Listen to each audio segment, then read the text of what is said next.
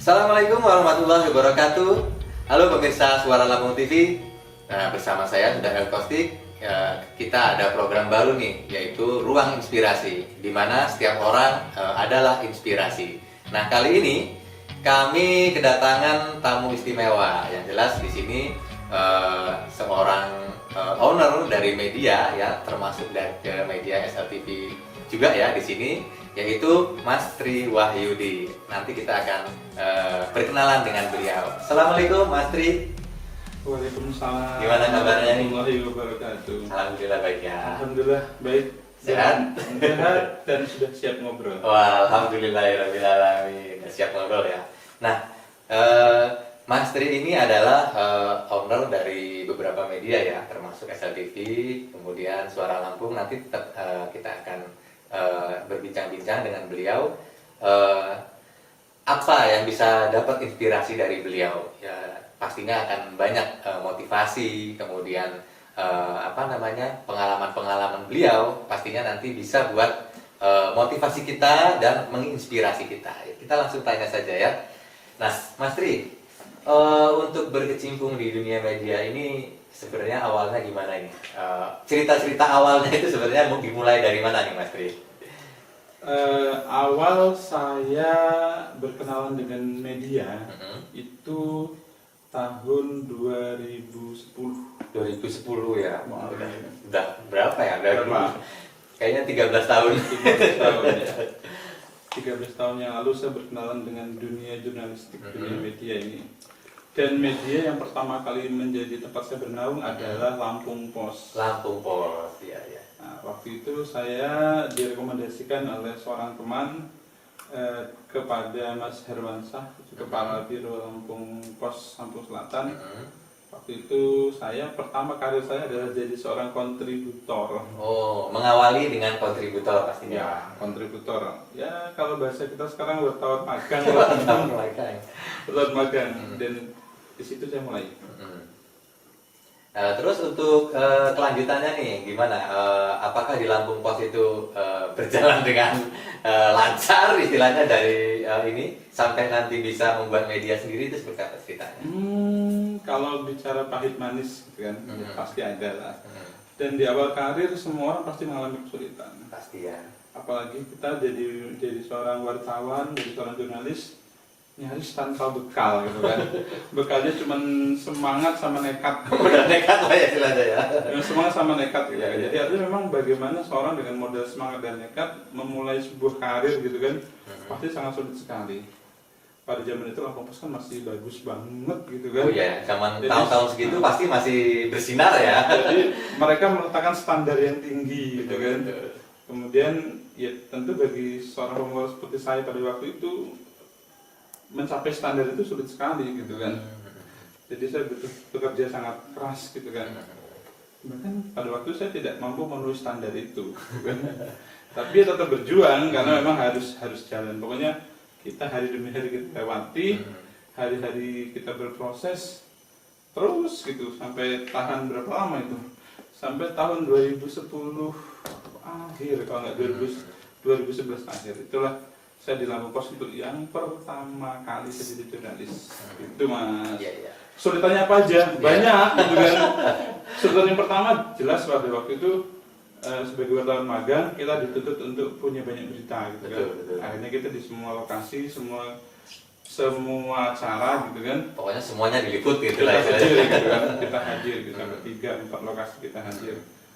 Itu kita kirim beritanya ke redaksi dengan segala keterbatasan, harus pakai email, Ya, harus ke warnet. Karena waktu itu HP kan belum support. Ya, gitu. betul. Terus sudah ngirim banyak, ternyata yang muncul di koran yang terbit itu paling hanya satu atau dua gitu kan. Ya begitulah, kita ngerasa kayak berarti memang belum kelasnya. Jadi dari sekian banyak liputan, ada beberapa liputan yang tayang mungkin tuh hanya satu gitu. Ya, Satu atau dua gitu ya. Bahkan pada waktu itu sampai bilang, Tri, kamu ini medianya bagus tapi kamu kok wartawan abal-abal gitu kan. Ya wartawan abal-abal artinya mereka menganggap bahwa saya itu ada di setiap lokasi, saya ngeliput setiap kegiatan, tapi yang berita yang tayang kenapa? tidak Ya, sebanyak yang saya liput. Betul. Ya saya jelaskan Mas, wartawan ini hanya dalam batasannya dalam meliput. Saya terus menyampaikan hasil liputan saya ke redaksi, ke editor dalam hal ini. Terus kemudian editor yang nyaring, editor yang mencari yang sesuai, sehingga tidak semua berita bisa naik. Karena saya memang nggak punya kewenangan itu, kewenangannya ada di editor. Tugas saya hanya memastikan saya meliput dan sampai ke meja redaksi. Terbit atau enggak, maka tentu punya kriteria, dan banyak kriterianya. Di sana bisa tentu prioritas, terus misalnya perjanjian kerjasama dan bisnis, faktor ekonomi, dan yang lain sebagainya. Mereka punya ketentuan itu, dan waktu itu saya sudah jelaskan, cuma tetap aja wong desa yang ngomong nggak ke wartawan abal-abal. Jadi Mas Tri ini masih tetap dianggap wartawan. Tidak kompeten. Ya, padahal waktu itu sudah ini ya, artinya sudah dikirim juga ya beritanya ya gitu. Udah, cuma kan memang saya menyadari pada waktu memang yang jelas mungkin karya saya belum maksimal, belum memenuhi standar yang diinginkan Lampung Pos pada waktu itu. Mungkin karena masih belajar juga ya Mas ya, masih awal-awal ya. Ya, itulah jadi betul. perjalanan. Apalagi dengan ketentuan redaksi yang begitu tinggi ya. Redaksi Lampung Pos kan maksudnya kriterianya sangat luar biasa ya. Jadi siapapun yang mau nyoba jadi wartawan hari ini, mau mulai karirnya sebagai wartawan, siap-siaplah kerja keras karena awalnya memang tidak mudah. Ya betul. Oke, untuk kelanjutannya Mas, setelah dari Lampung Pos itu kayak mana kelanjutannya? Lampung Pos itu kan memang Sampai kapan gitu? Lampung Pos saya nggak lama Mas, cuma sekitar mungkin tahun lah ya, setahun setengah paling lama, atau setahun setengah atau 2 tahun gitu, maju mundur itulah. Ya karena memang pada waktu itu keinginan saya belajar sangat tinggi gitu kan, saya pengen bisa banget, kemudian saya juga pengen diakui sebagai seorang wartawan gitu kan. Dan saya memutuskan untuk pindah ke media lain, yaitu Lampung Express. Jadi dari Lampung Pos resign ke Lampung Express setelah 1,5 tahun. Ya, saya lupa detailnya, kita setahun setengah atau kurang lebihnya lah ya, kurang lebih gitu kan. Pokoknya nggak begitu lama lah, gitu. Karena saya memang mau belajar betul gitu kan. Pada waktu itu kan kantor redaksi di Kalianda, saya di Natar. Oh, jadi lumayan juga jaraknya ya. Kemungkinan belajarnya, ruang belajarnya sangat sempit pada waktu itu dan saya. Saya memutuskan pindah ke Bandar Lampung, ikut di Lampung Express. Nah, di sana saya jadi wartawan yang sesungguhnya.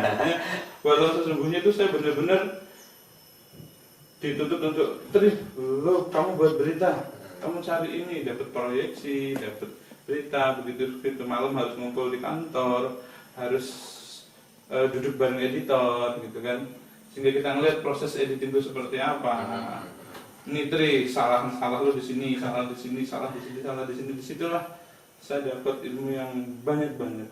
Guru saya jelas, waktu itu yang saya guru masih hari ini adalah almarhum Mas Dipto. Satu lagi Mas Herman Afringgal. Nah, dua-duanya itu guru saya. Mas Herman Afringgal itu, halo Mas Herman, yang sekarang di KONI dan di PWI Provinsi Lampung, Pak Guru, hormat saya. Beliau yang ngajari saya untuk nulis yang benar. Oke Mas Tri, tahan dulu nih ceritanya.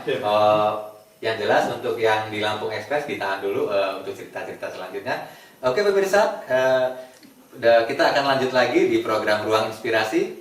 Stay tune terus di program ini.